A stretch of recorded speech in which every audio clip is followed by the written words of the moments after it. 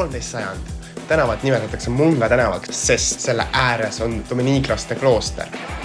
Samal ajal tegeles seal alal Vene kaupmeeste kaubahoo ning 16. sajandil pärast reformatsiooni hakati kutsuma tänavat Vene tänavaks.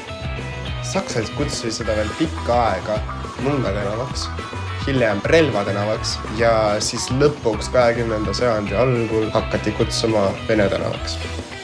Venelased kutsusid seda Nikolai tänavaks või kasutati ka otsetõlget saksa keelest Vene tänav.